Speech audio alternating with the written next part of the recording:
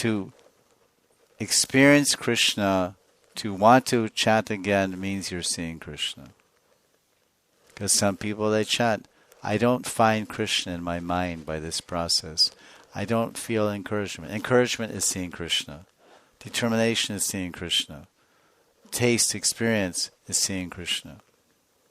Seeing Krishna means Krishna's presence and prabhav and effect in my mind and life. That's Krishna. Krishna gives you the determination.